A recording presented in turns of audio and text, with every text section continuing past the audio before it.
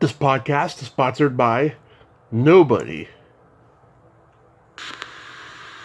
Hey troopers, this is Allison Croft, Baby McNulty and Trancers, and you're listening to Tommy Throwback Kovac on Splat from the Past. Say, who's the skirt? Nice. Hey dudes, welcome to Splat from the Past, the only 80s themed horror and sci-fi show where things can get totally radical. Now today, I will be welcoming Michael McGrady. You all know him as Charlie Lavery in Charlie Band's timeless sci-fi Christmas classic Trancers.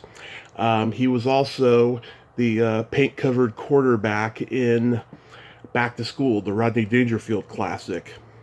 He was also in the Tobe Hooper remake of Invaders From Mars, Creator with Peter O'Toole. He was on First and 10. He also guest starred on Quantum Leap. He played a cop in Hocus Pocus. He's been in so many great things. I'm going to have him on the show today. He's also a very talented musician, and it's going to be a great conversation, and I cannot wait. So, here is my interview with Michael McGrady. Hey, Michael, welcome to the show, sir. How are you today? I'm doing great, Tommy. Good morning. I'm doing great. How about yourself? Good morning. I am doing spectacular. This is such a great honor. Thank you for taking the time today. Oh, of course, man. I appreciate you reaching out to me. My pleasure.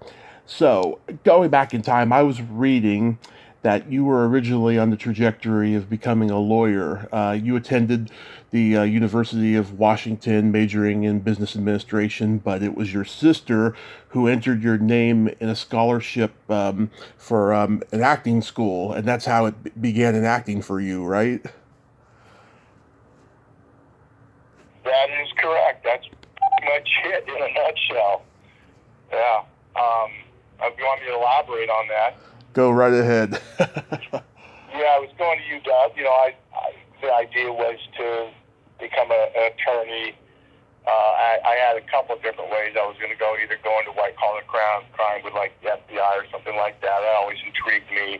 Mm-hmm. And then I also had an uncle who was a CEO of a corporation at the time, was hoping to come on as a junior counselor or something. But, after 4 years of, 4.5 years of university, I just got burned out with school.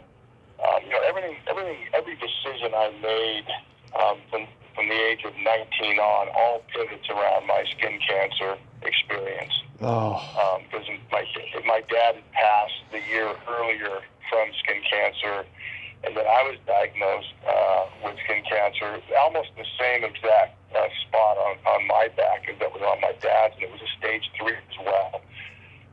And the doctors were telling me I had like a 50-50 chance of seeing the age of 23. There's like a 5-year window where they can give you a clearance. And I started to really think about that. And when I got into my senior year in college and thought, I can always go back to school, but I can't get the years back.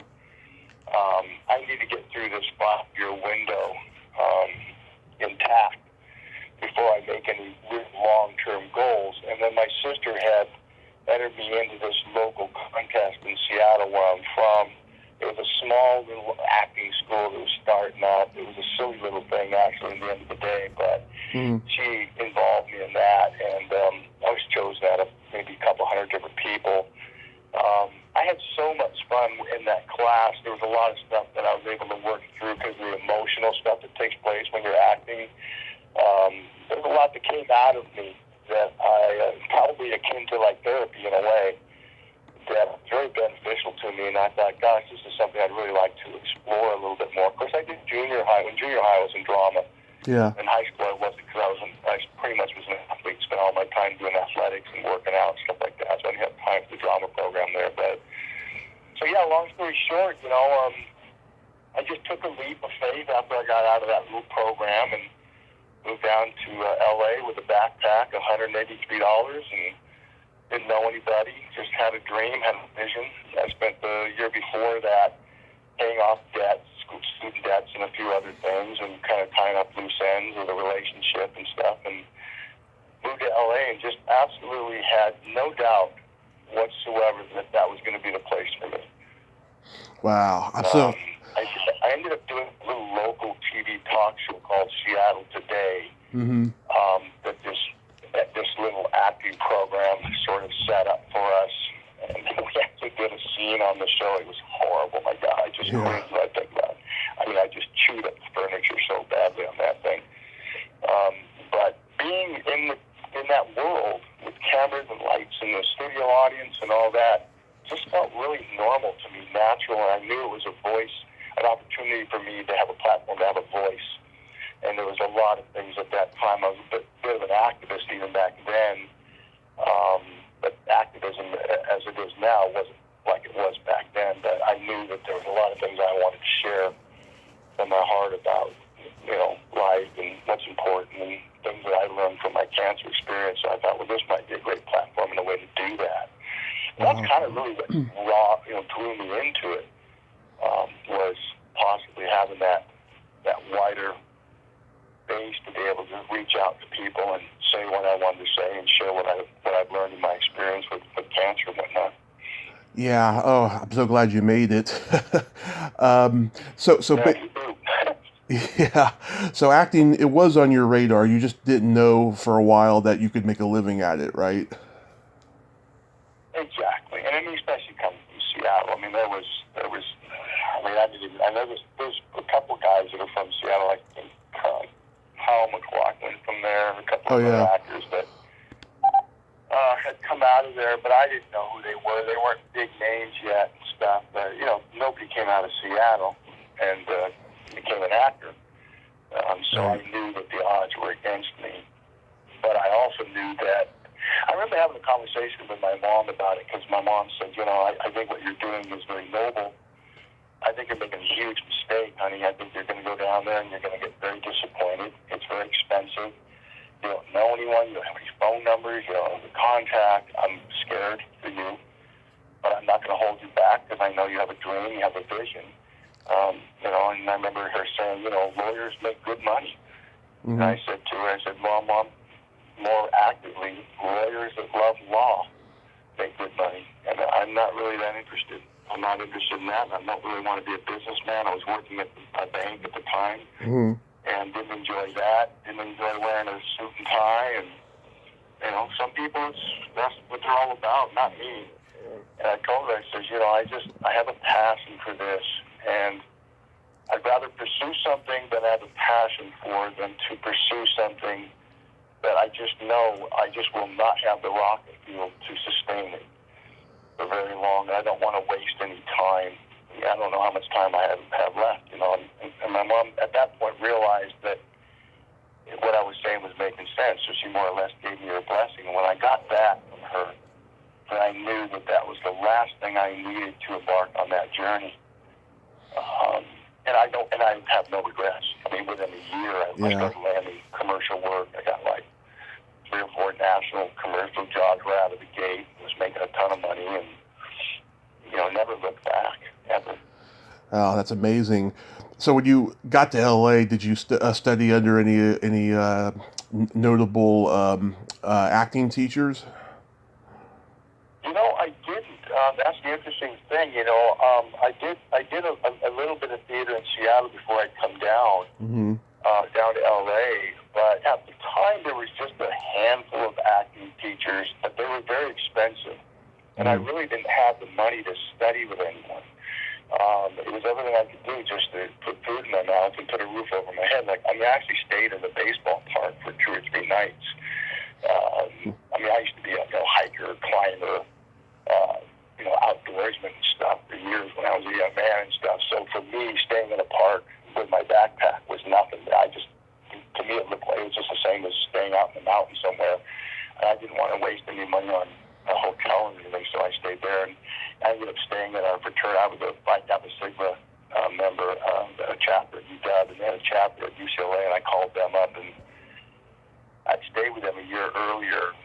Came down to do a karate tournament, a national karate tournament, and they put me out that year. So I called one of the numbers I had, and they said, yeah, come on, man, your brother, come and stay with us. So I stayed in their rat-infested basement. That was a horrible experience. All I could smell was urine and rat. Yeah. But it was absolutely crazy. But I was always trying to save a buck. But through a series of events, I landed a couple jobs, and how I got my first agent is kind of a long story, but Yeah. one thing led to another, and before long I had enough money. But the interesting thing is Tommy, I started working, and believe me, it's not a Cinderella story. I've had my ups and downs. I've had my slow periods, and I've had, times when it wasn't so hot knife through butter. Yeah. But for the most part, right out of the gate, I started working. And I was working before I even had a chance to have to even study. I kept saying to myself, one day I need to go in and study with somebody. But I was a little bit of a natural at it. And so I kind of thought, well, I'll keep riding this until I reach that level of incompetence where I know it. Hopefully it won't be on a national level. And then I'll start studying. But I kept working. And I remember talking to, I think it was, might have been Ann Lansbury, because one of my very first jobs was a murder she wrote. I did a guest star on. In fact, my very first TV thing was a guest star on a show that, you're probably way too young to know, it's called The Love Boat. Oh, I watched The Love Boat as a kid. Yeah, well, there you go. So, and I remember other actors telling me, not everybody needs to study. Not every actor needs to go to an acting school. There is such a thing as learning the hard way, and that's, doing it on the job. And I thought, well, then let me do that, and until I feel like I really need to work with someone. So I never really took any acting classes or anything like that. I just did a lot of reading. I did a lot of studying. I learned a lot by watching. Like whenever I wasn't shooting on a set, I'd still watch a lot of the stars and the celebrities and the people that were journeymen, Oh, yeah. Some of the people that I was working with in TV back then had come from film and had abilities that were distinctly different.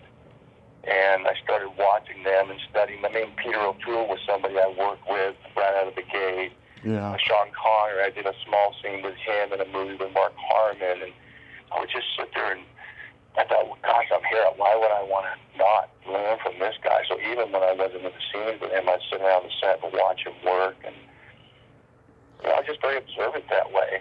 And so I started picking up on what they were doing, and I would try to incorporate that in my own work.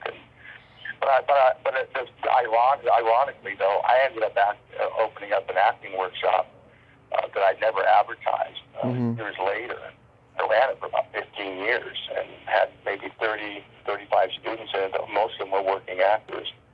And I started teaching my own process and what I'd learned through my experience, and combined it with other acting approaches like Stanislavski and Godovkin and all these different people that I'd heard of and read about and stuff, and and started teaching it myself. And I used to actually teach that it's important that you study, and that you study with somebody. Not everybody needs it. I'd say the majority of people, it's the best way to go, and you have to really understand your craft and what's involved, and Right.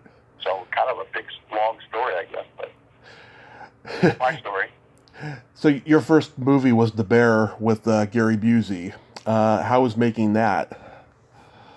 You did your homework. You really did your homework. I have. That was, again, that solidified for me the idea that I made the right decision. Because I had so much fun on that film. I met some lifelong friends that are still mine today, that were in that film with me. A guy named Robert Craighead. He was in that film. Because Gary I got to know really well, even down the road later on in life. We were the same church together and stuff. But that experience playing a real person, a guy named Gene Stallings, who was the assistant coach at Texas A&M with Bear Bryant, became a coach at the Arizona Cardinals when they first came on the scene. Got to meet him, and the director, I remember Richard Cherafian telling me, I want you to spend some time with him. He was a technical advisor on the film, and really watch him, watch his mannerisms and how he works with the players. Because I think we had some UCLA or USC football players that were playing all the extras, the football players in the movie.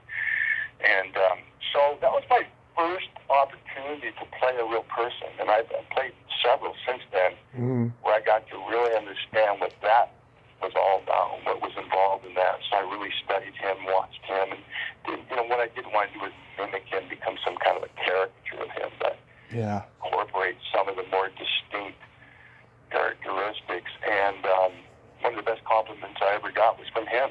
And he came over to me and he said, I have to tell you, I'm impressed. He goes, you're doing things. I'm watching you, and I'm watching. It's like I'm looking at myself in a mirror.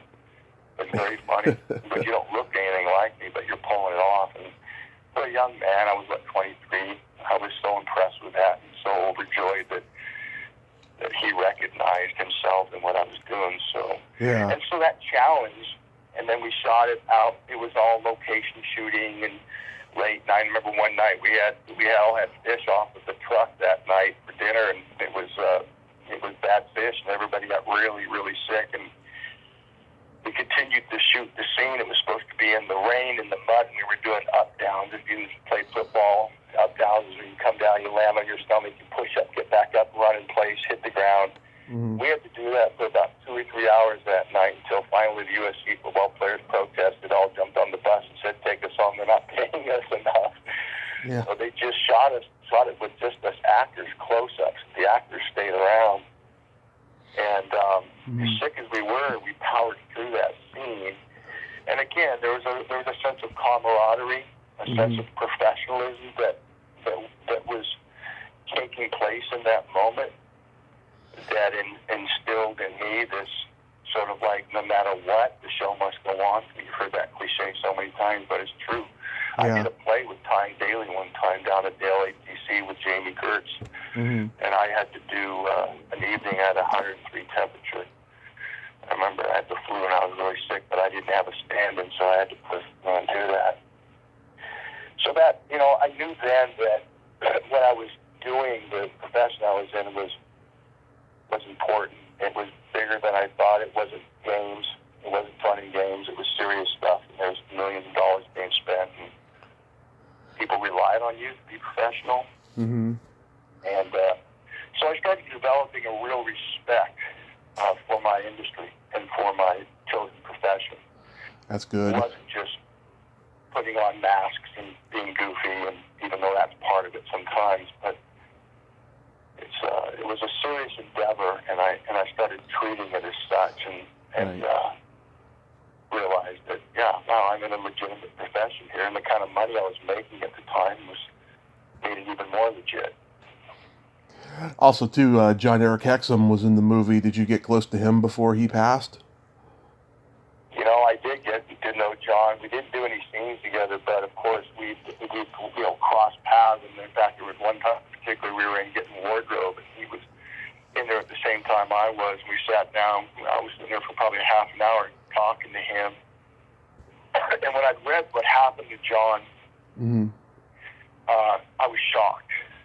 And, of course, really dismayed because he was on his way. I think he would have been a real superstar. Yeah. Had his trajectory been allowed to continue, because he had that it factor, that thing that you can't learn that in acting school. You got it. You either got it, the camera loves you, or you don't. I don't think I have it. I wish I had it, but I've had to get there the hard way through really hard work. Yeah. Then you were in one of my favorite Christmas movies, Trancers, and was that a standard audition for you? Yeah, it's funny. You brought that up in an email. I had to think back on that. I think I've never been a huge sci-fi guy. Yeah. But when I got that role, and it said that he transformed into this other thing, I thought, that'll be fun. Like, I wonder what I transform into, And so I went in, and when I did the audition, there were several guys that were up for that. Even though it was a smaller role, some of the guys that were up for it were guys I recognized from TV. Right. And I was like, well, I'm not going to get this. These guys are going to get it. One of these guys, because they've got a lot more work under their belt than I do. But when they called me and said, yeah, you got the role, I was thrilled. I was really excited about. And I know that at the time, I think it was Chuck Bender that did it. A lot of his films were being highly received. You know, that Tim Thomerson at the time was a name, recognized name, and he'd done some really great work for them, and especially in that genre, people knew who he was. So I knew that the show, the movie, had a good chance of having some legs, which it did, and it had a cult following.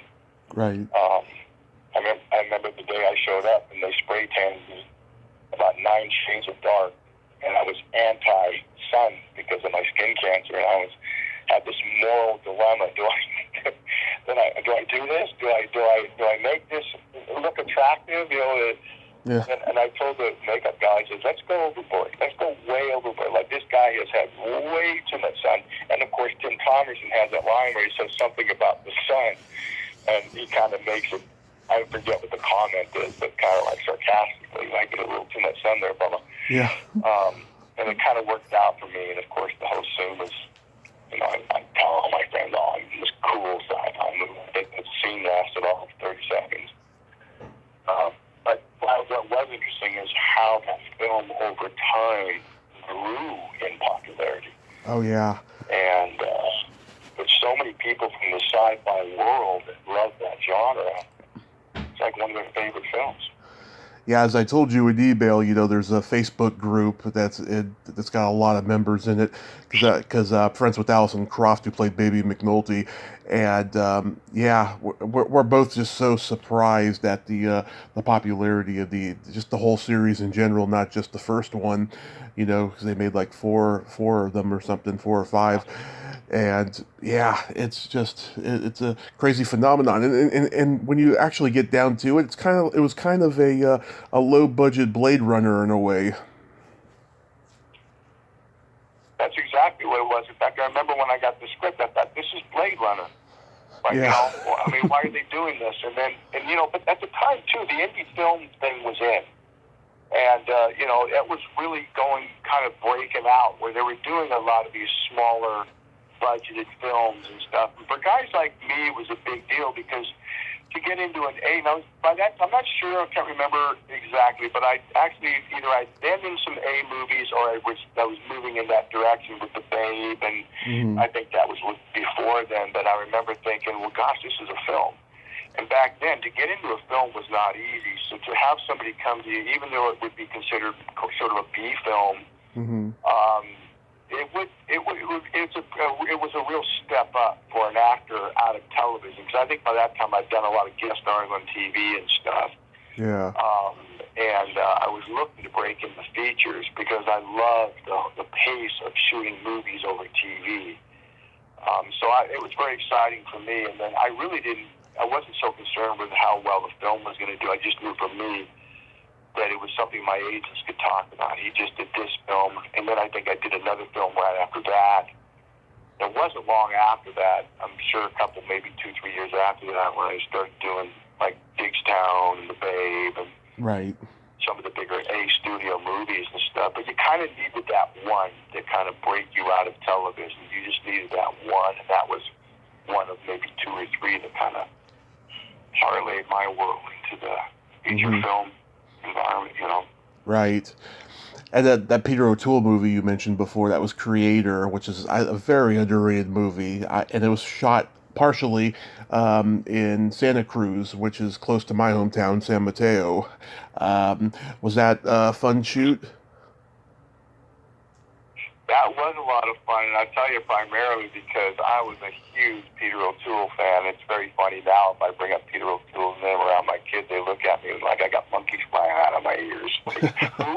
Peter Falk? You mean the guy that plays Columbo? I'm like, no, Peter O'Toole. You guys don't know who he is. And in his day, he was kind of a Lawrence Olivier of his day. You know, in fact, he was a Lawrence of Arabia. Yeah. But, you know, as an actor, he was somebody we all sort of venerated as, you know, one of the best of his generation. And so when I found out I was going to be in this movie with him, even though I didn't have any actual scenes with him, he was working on the same day I was.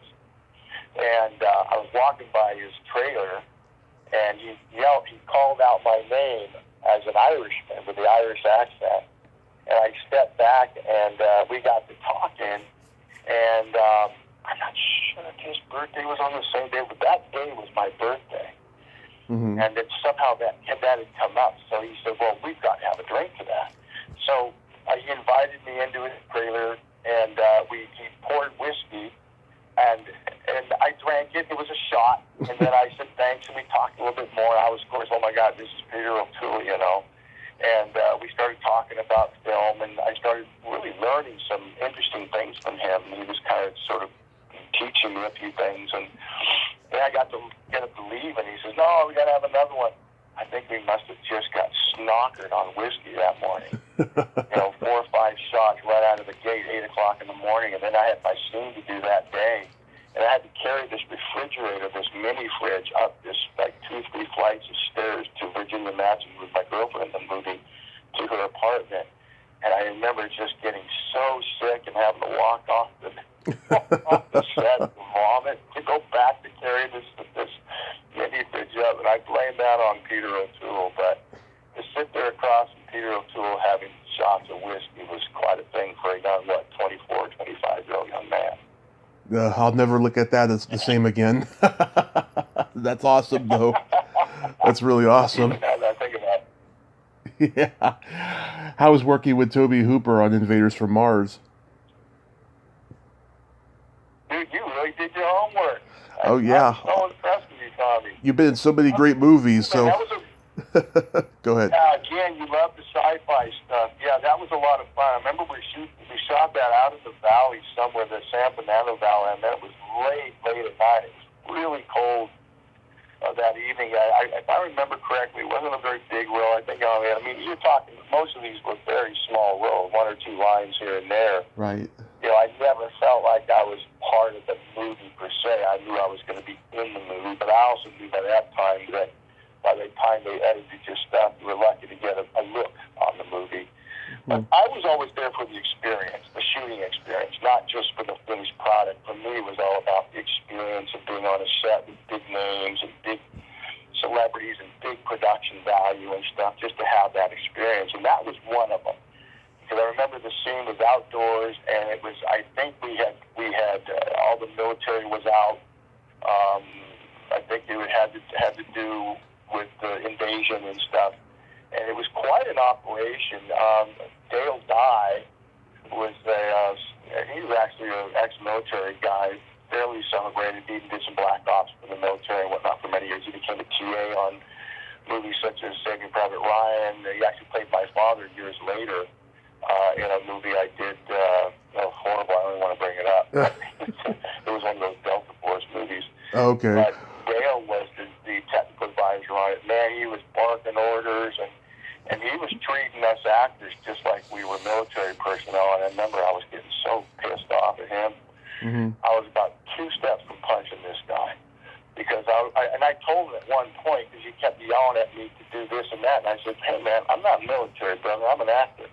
He goes, you are now. You are now. You work in my regiment. You're a military man. You're this, you're the And I'm thinking, my God, you're taking this job way too seriously. And it's so funny because I really did kind of build up this animosity towards this guy. And, of course, all the other actors were kind of talking behind his back, too, that he was taking this job way too seriously. It wasn't until years later when I'd done some more movies and things where I realized he has to approach it that way. Yeah. He has to. In order to get the response he needs and to get these, you've got, 300-400 people, military personnel, ex-military personnel, extras, and actors, just like herding cats. It's crazy. And, but that's something distinctly I remember about that shoot was that guy, that a-hole of a guy. Yeah. And it's so funny because years later when I did this Delta Force movie, Mayday, he ended up playing my father, and we actually became really good friends. He's a great guy, and when he's not on the clock, he's a fun guy to drink with, a fun guy to hang out with. Yeah. Had a lot of knowledge and had great stories and stuff. But, I was full of myself. I was a young man back then. Yeah.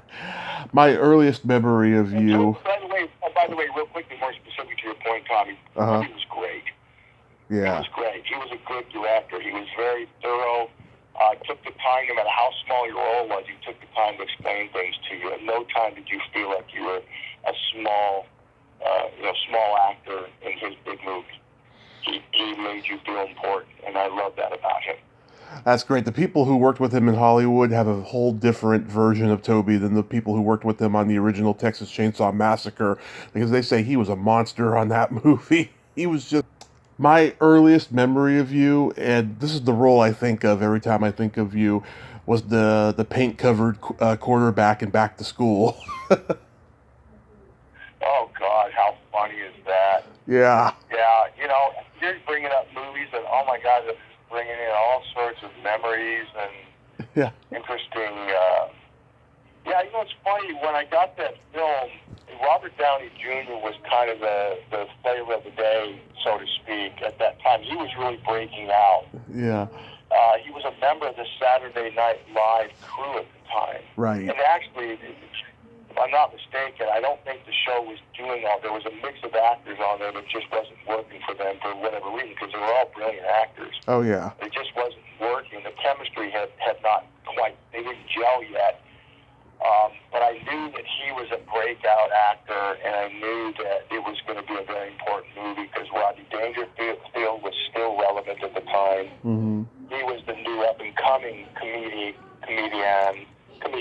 and he did, had done some drama and stuff. I remember my agents approached me with that, and I thought, it's not a small role. I think at that time I'd already done some pretty much bigger, larger roles and things. Yeah.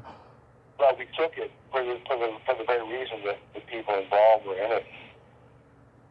I got to say, I saw something in Robert Downey Jr. that I saw a absolute fearlessness in how he worked when he came on that set.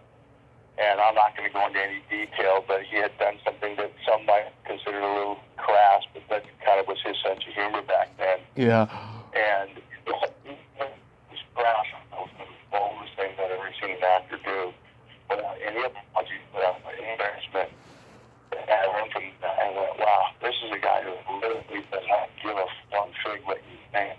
Yeah. He's here to work, and he's here to set him up. It's on up work in whatever way he needs to. Not to be bad and expose people, of course. I learned from that element. So I think I've done every film, every TV show I've ever done. I always been away with something new. Always. I'm always looking for new information. But that film was a lot of fun. That theme was a lot of fun. Billy's actor was great. Again, it was a movie.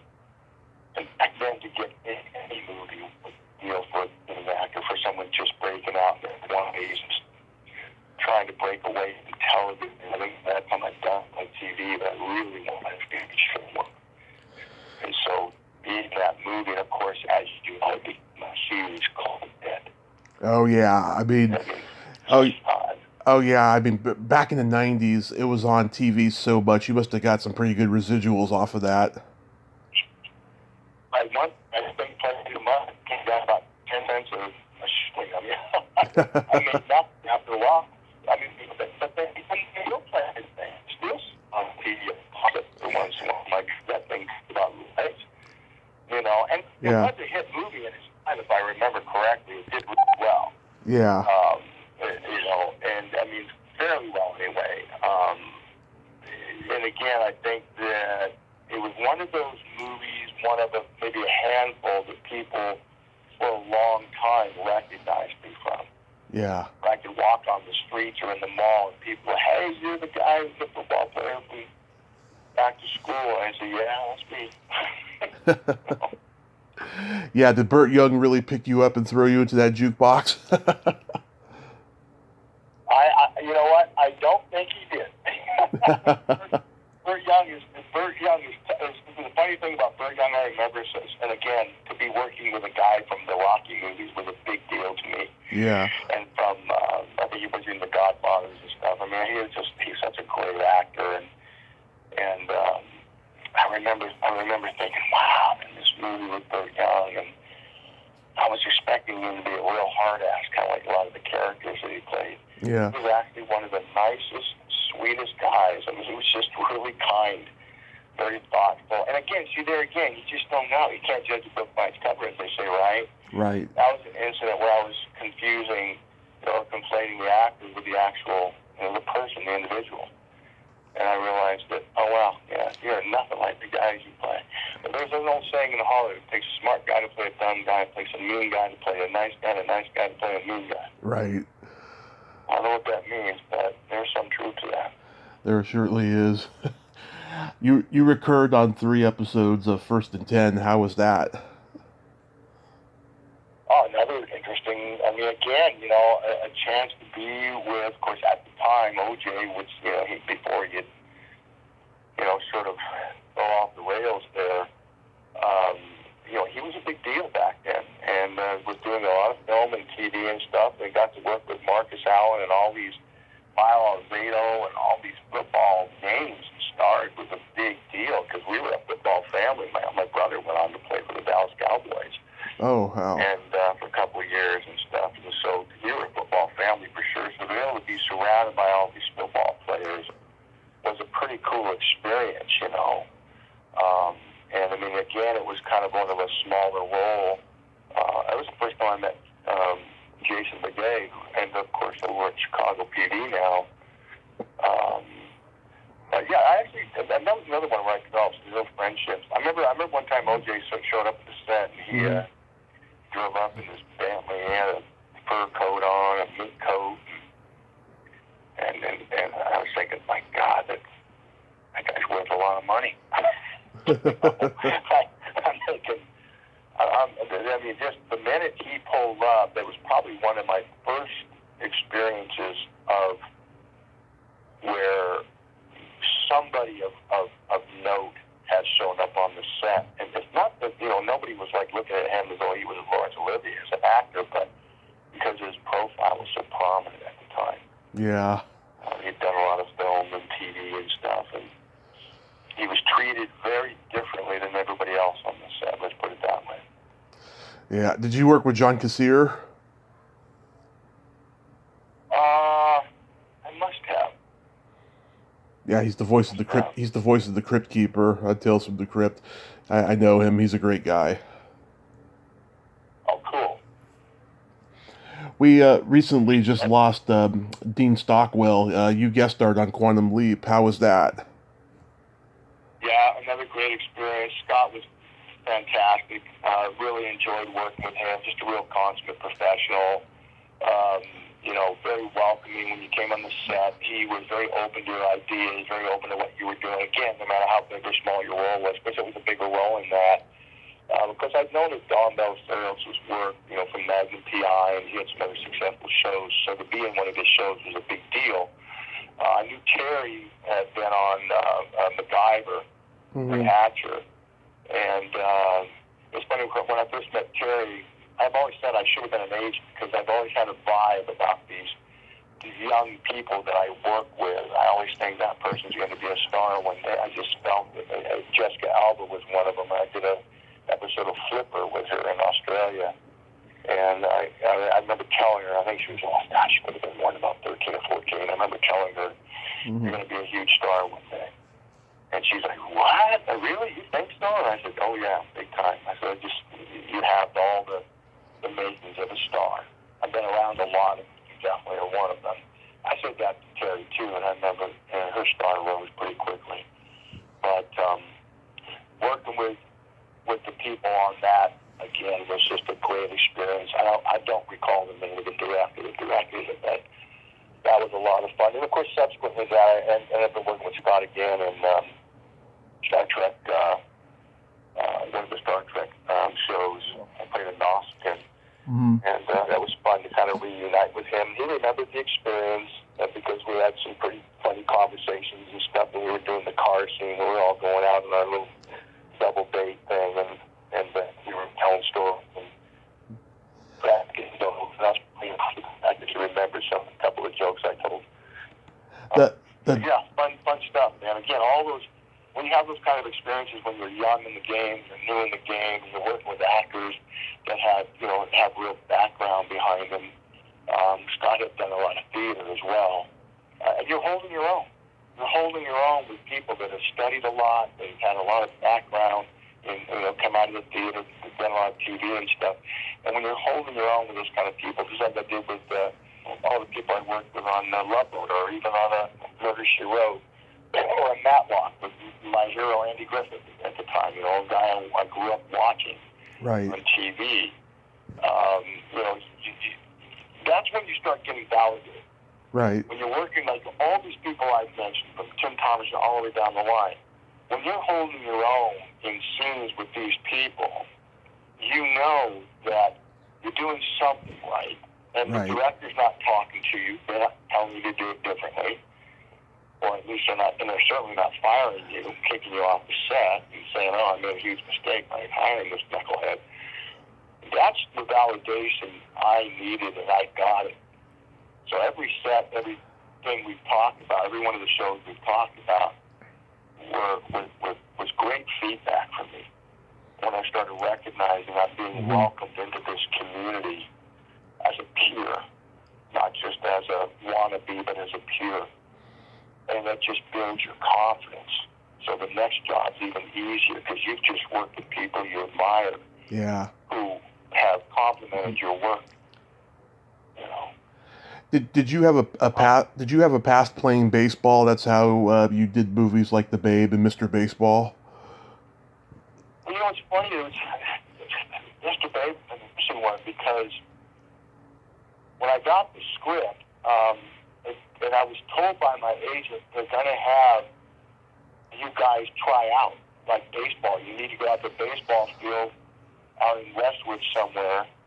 And they're going to actually have you guys do some batting and some throwing and stuff like that. And I hadn't played baseball since junior high, and so I was really concerned. I thought, God, I haven't played baseball in years. Well, the day they had the tryouts, I actually had the flu, so I wasn't able to make it to the tryouts that day. They said, well, we're going to have a second day of tryouts in a week or so. But meanwhile, they want to read you guys. So I looked up Lou Gehrig, and I thought, geez, the only thing I have in common with this guy is maybe my height, my size, and dimples. I have no background in baseball per se, not the kind of background they were probably looking for. So when I went in and met Arthur Hiller, he asked me if I played baseball, and I just lied through my teeth because that's an old attitude. You say you do things even if you've never done it. You go get the best person you can hire to teach you how to do it. And I said, yeah. Oh, yeah. And I gave him a story about my background as a baseball player, and then I realized, oh, my God, I've got to actually deliver on the day if I get this, I'm screwed. So I took a buddy of mine, and we went down to batting cages in Simi Valley, close to where I lived at the time.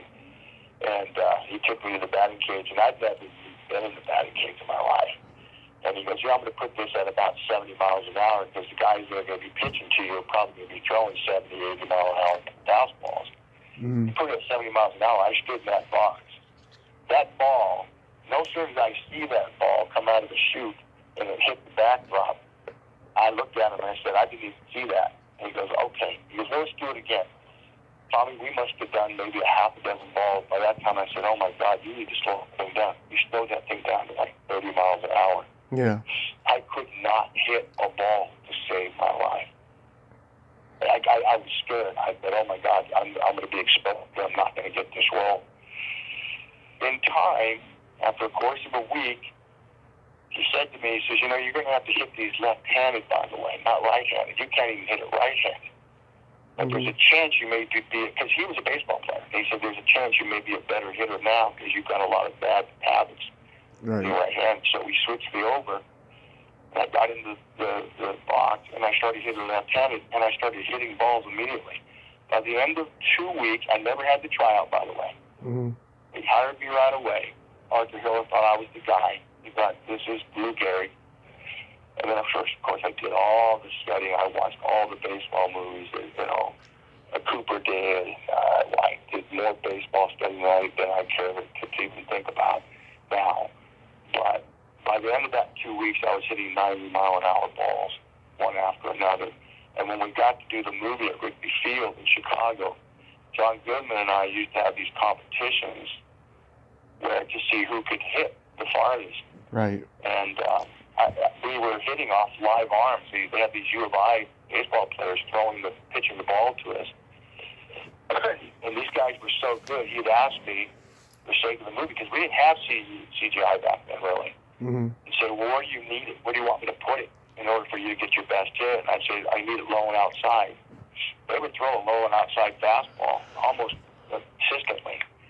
And I hit several that almost hit out of the park.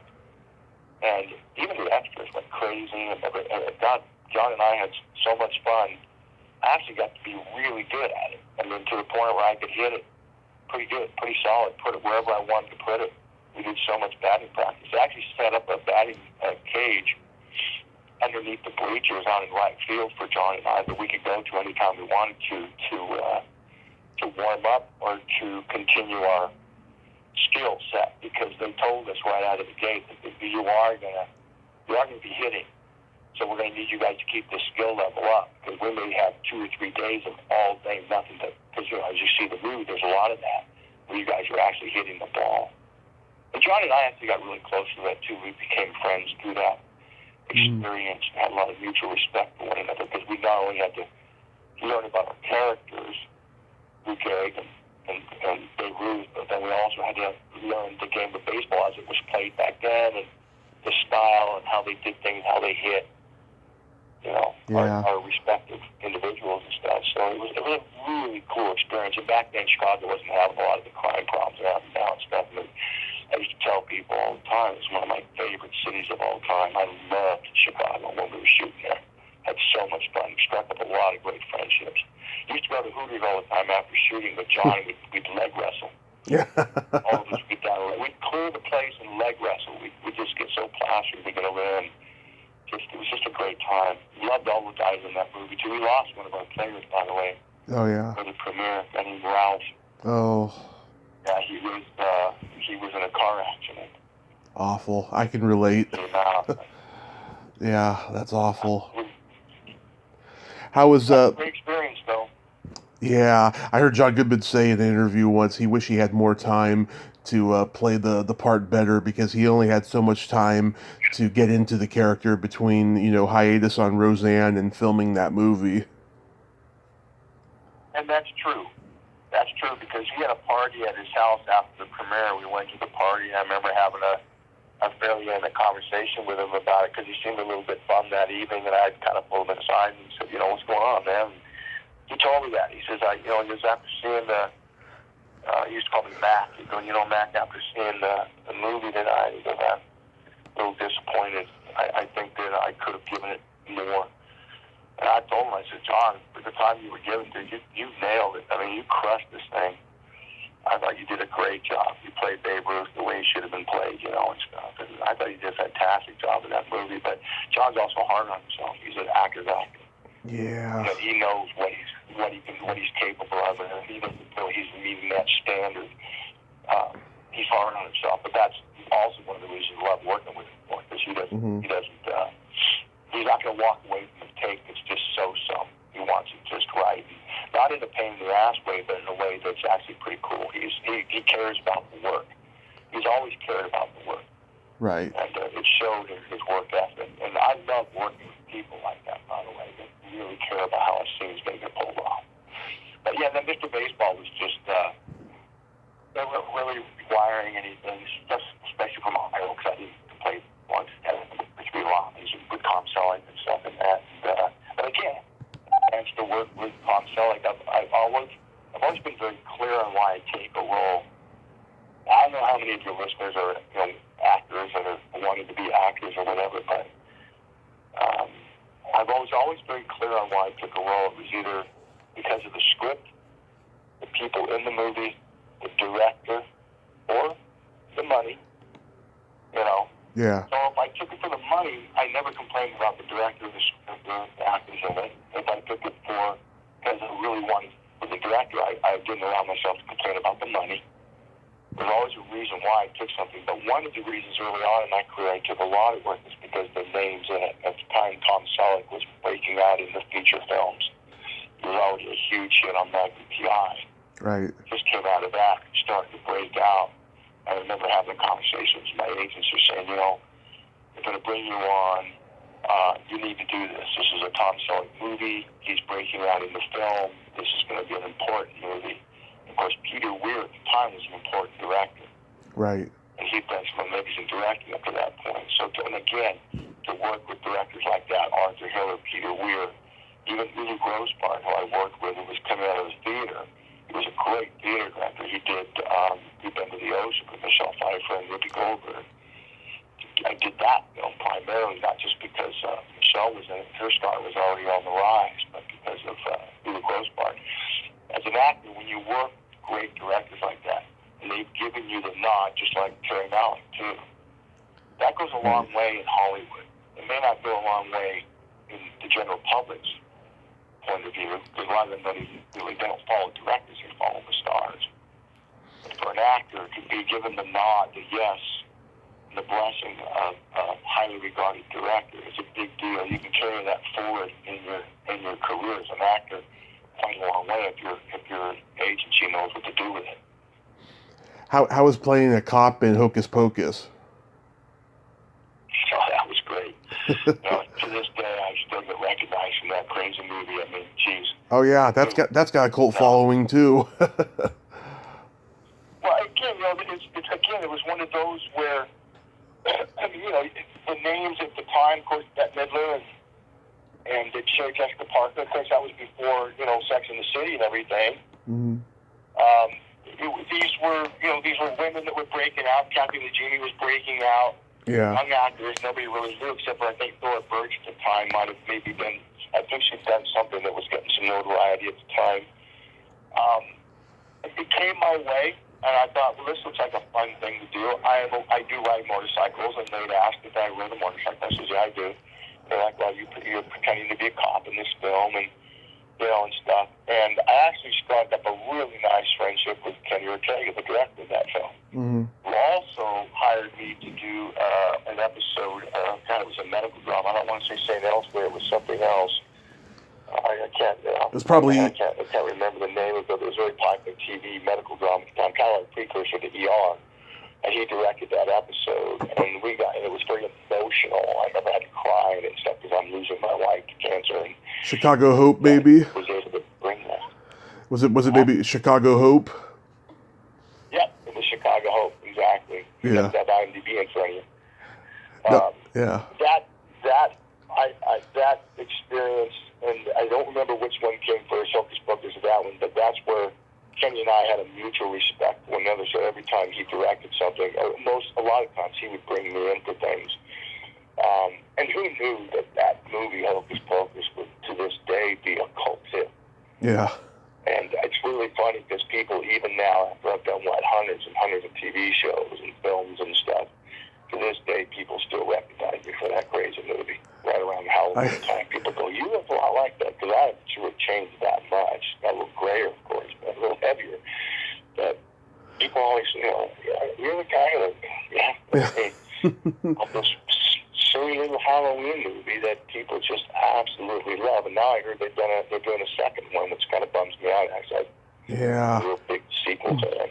I heard about it too. Yeah, I saw it in the theater when it came out. We had these glow-in-the-dark popcorn buckets. That was part of a promotion deal. Oh, that's cool. Yeah, wish I kept mine though. But I thought that was pretty cool. I think we got some really cool jackets from that movie too. Hocus Pocus jackets. I think they were like Letterman's jackets. Back in the day, they did a lot of that kind of stuff. They would give the actors hats and T-shirts and cool Letterman's jackets for being a part. Even the crew, that was a big deal back then. They don't really do it anymore. They don't have that kind of budget like they did.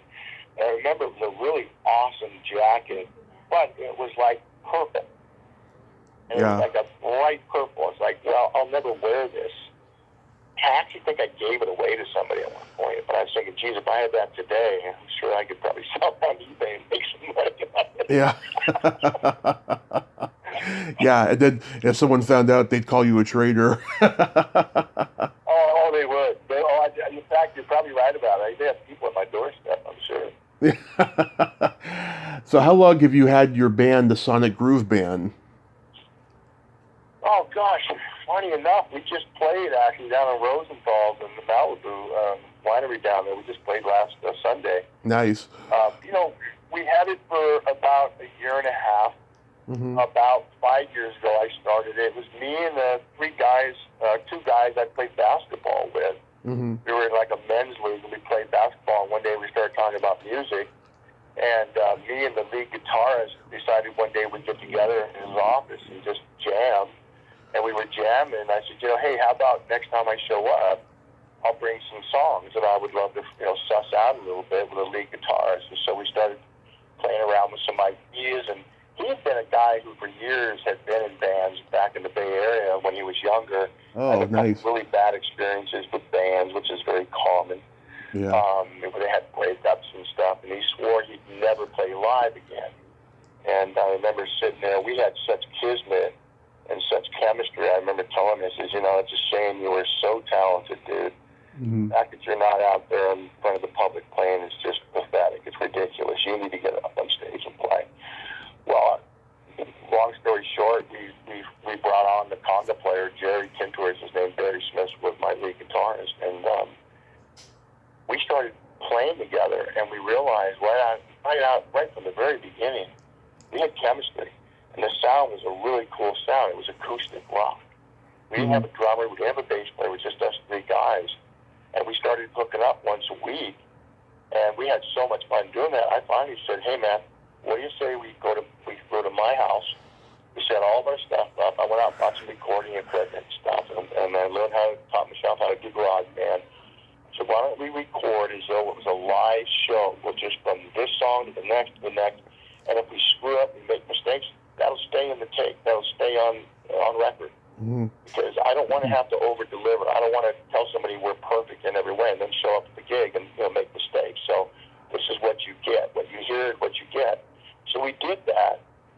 We put it up on a website that I put together, my wife put together actually, and I started calling around town, and all of a sudden, before we knew it, we had like 7 or 8 bookings. And we were playing all these different wineries. We played Malibu Family Wines. We played a place called Alabella that had shut down a couple of years later. We played Rosenthal a number of times and stuff. Mm. That's how it kind of came about, and we were just having so much fun and enjoying it. The audience was enjoying our vibe and what we were doing. And then, of course, I moved up to Seattle. Well, when I got beyond, and I had to go to Vancouver and live 5 months out of the year, it was pretty much during spring and summer, which is when we would play. So I had to kind of shut the little group down. And then I moved up to Seattle. We stopped for about 5, maybe 4 years. So it had been 5 years since we got together and played again.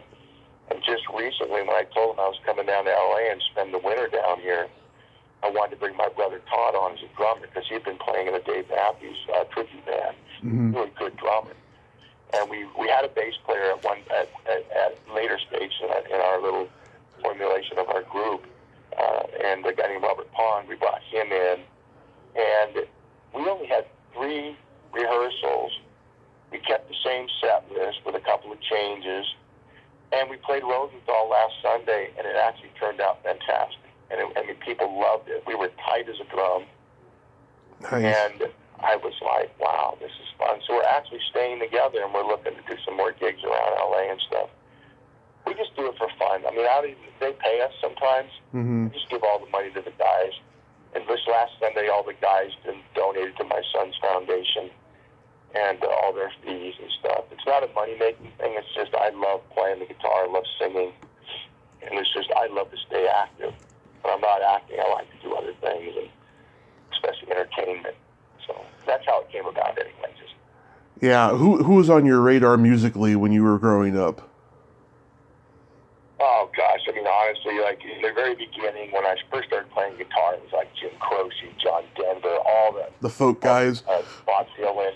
Yeah. All the folk guys, exactly. That was kind of my thing. I mean, even listening to Joan Baez and some of the great female artists that were great guitarists and great pianists as well. And, I was just kind of listening to how they crafted songs and how they played their instruments and stuff. Then as I got a little bit older, 'cause I started playing guitar when I was about 10. Then I got to be around 12, 13. Of course, I was listening to Black Sabbath, Led Zeppelin, Rolling Stones, Beatles. Yeah.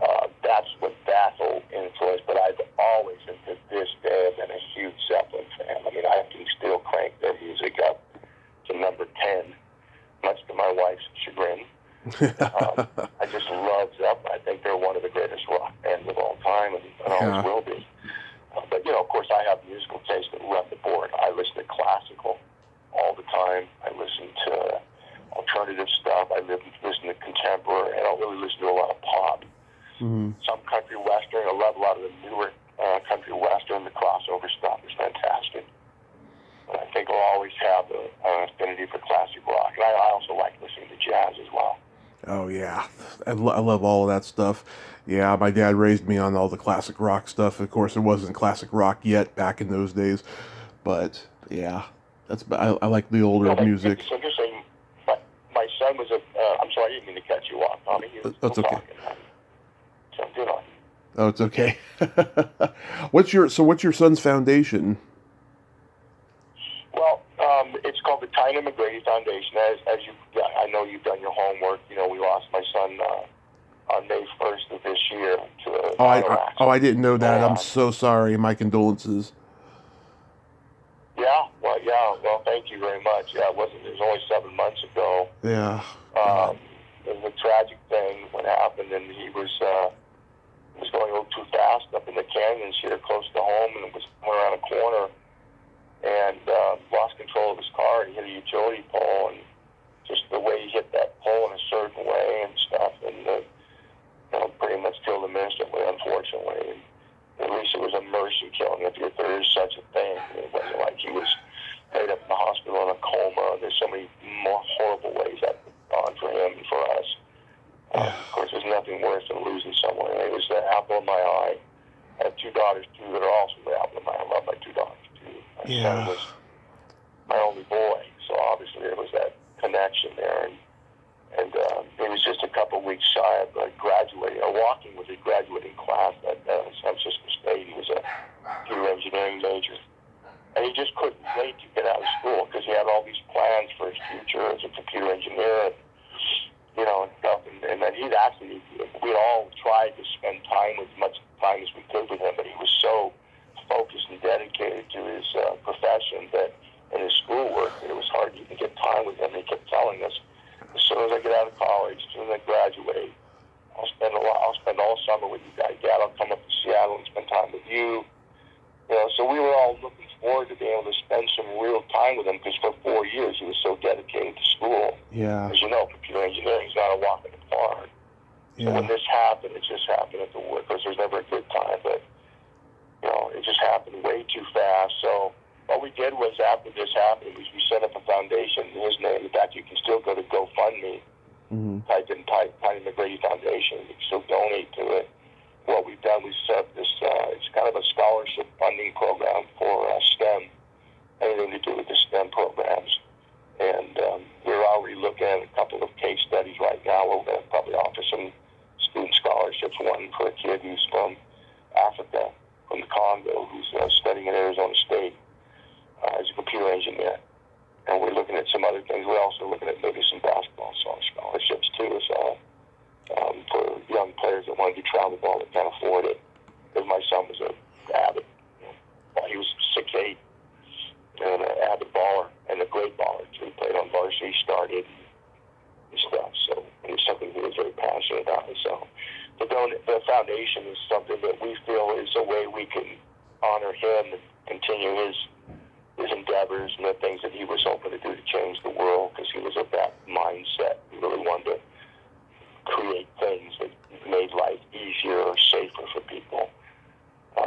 So we put the foundation together, and it's been great. I mean, it's taken a while to get things off the ground, but in time, I think we'll start building this foundation and be able to really make a go of it and make it a very profitable endeavor for people, But thanks for asking, by the way. I appreciate it. Absolutely. God. We get a moment to talk about it. my heart goes out to you because I had a car crash 6 years ago, and statistically I should be dead now, but here I am, and I'm making my dream happen. And when I hear the stories like that, I feel so bad about it because, especially when someone as smart and educated as your son was, um, I just feel like, God, what am I doing? You know what I mean? I mean, that's just awful.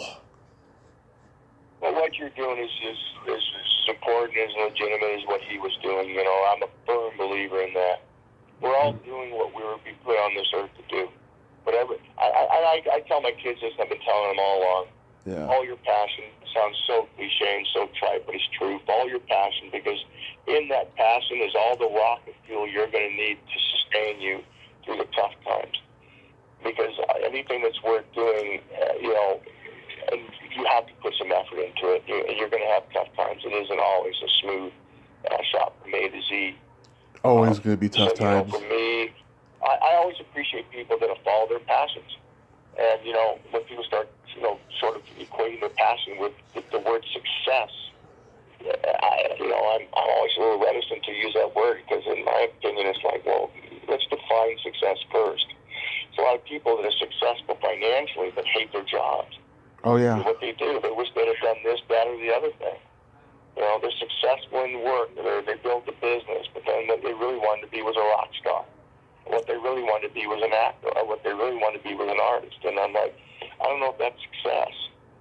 No. I mean, there's all sorts of regret. You're living with also, you know in your heart of hearts that you should have pursued something else. So what you're doing, you're probably meant to do. You're successful at it. You're making a go of it. You're doing very well at it. You got me on the phone. I was impressed with the fact that you reached out and stuff. And, it's important. Yeah. I mean, I'm hoping what I'm sharing will land on some of your listeners and change their lives. That's why I taught acting workshops. It was less about acting, more about life. Things I've been learning in life. I was sharing with my students, because many of them were younger, in their teens and early 20s and stuff. And I always thought, gosh, if I could reach just one, Yeah. and make a difference in their lives. And that's what you're doing. And I think my daughters have a podcast. And I think that this platform is so important right now. It's very important.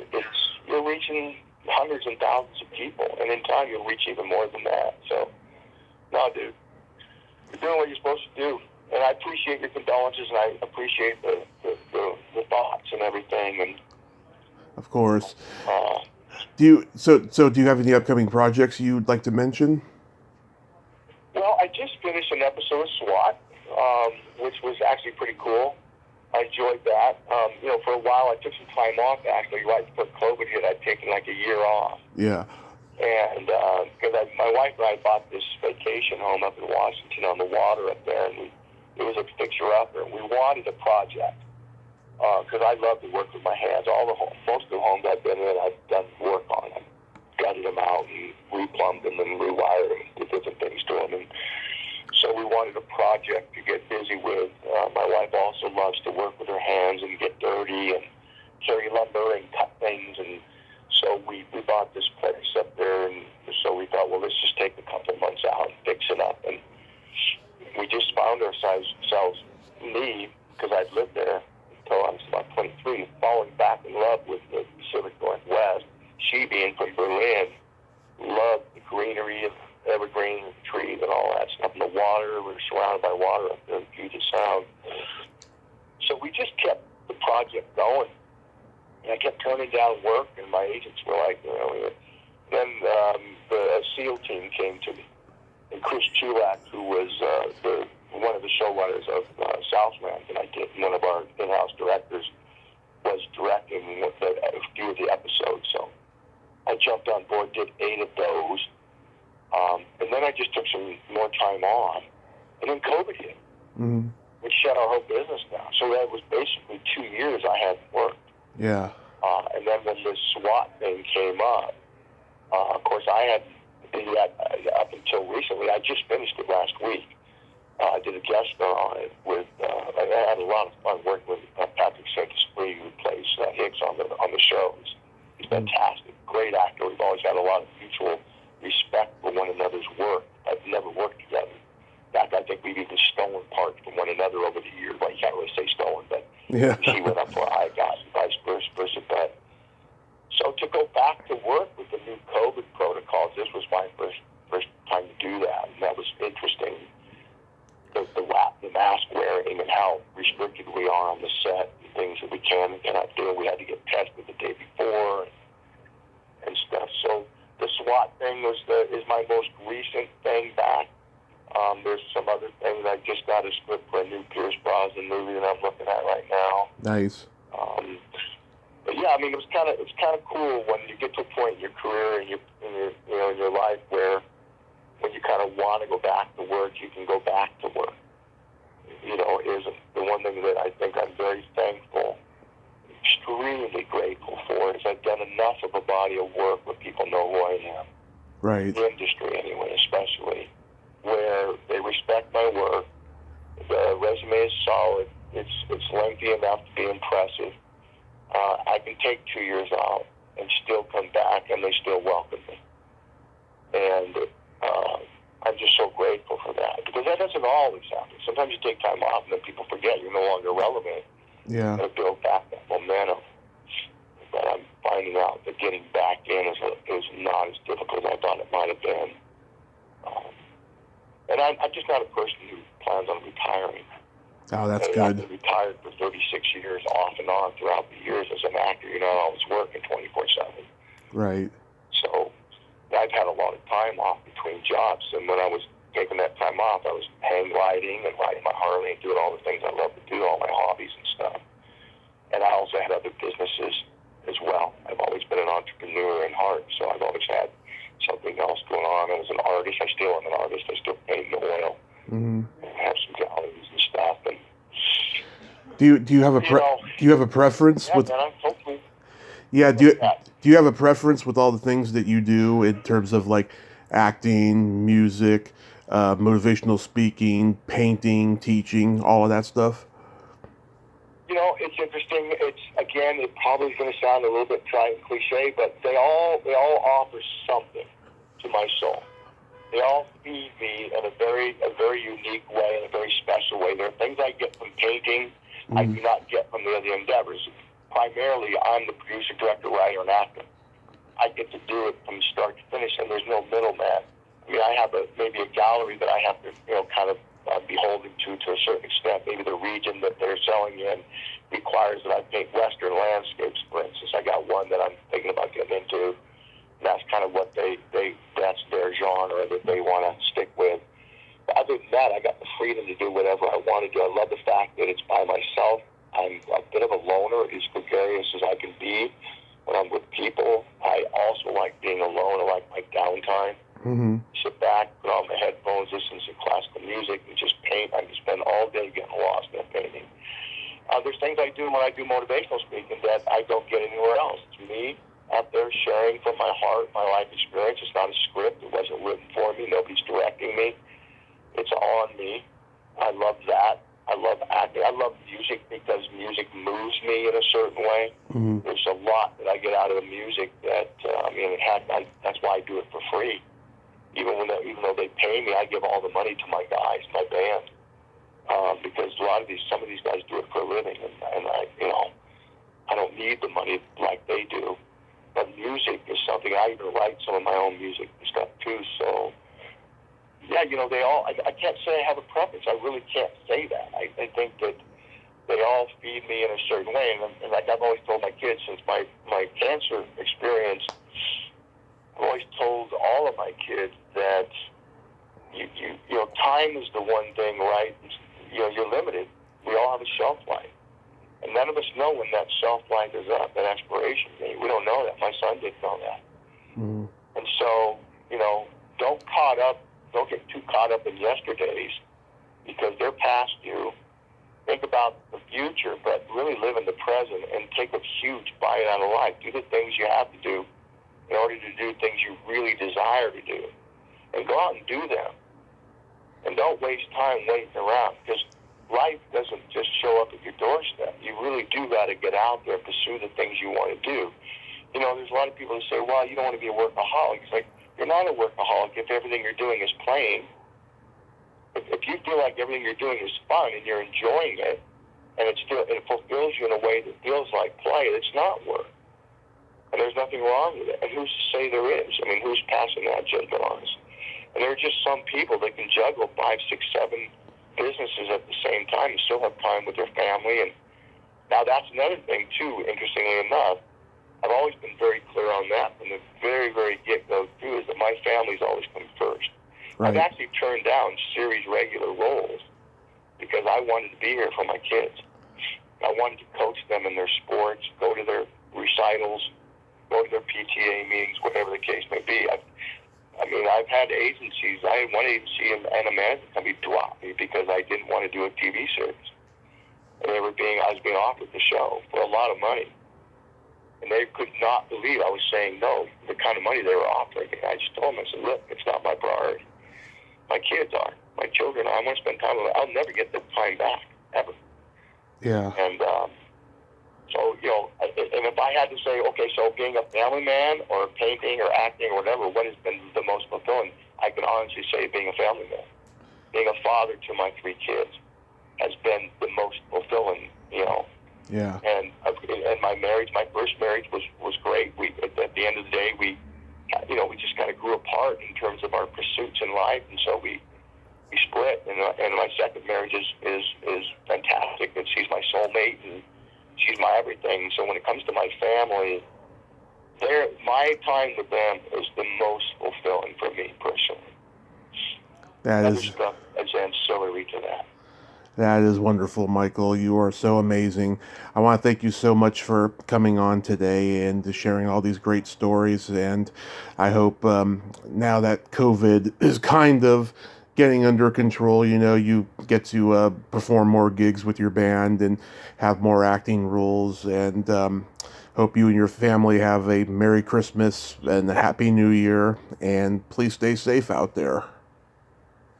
Well, I appreciate it, Tommy. Thank you so much, man. I'm really thankful for the opportunity to have this conversation with you and your listeners as well. And you've been a class act, man. I wish you nothing but the success that you deserve as well. And, I appreciate it, man. Anytime. Thank you so much, sir. I appreciate that as well. Well, you have a great day. You too, brother. God bless you, man. Bye-bye. Okay, bye-bye. Well, there you have it. Michael McGrady. Ain't he a cool dude? What a nice man. Such a courageous man, too. It's so awful what happened to his son. It's just awful, but his son's changing the world, and his dad is seeing to it personally, you know, with the foundation. That's just so wonderful, but so tragic how he went like that. But Michael is a survivor, and he is amazing. Well, until next time, this is Tommy Throwback Kovac saying, there's no shame in living in the past, because the present sucks. Later, dudes.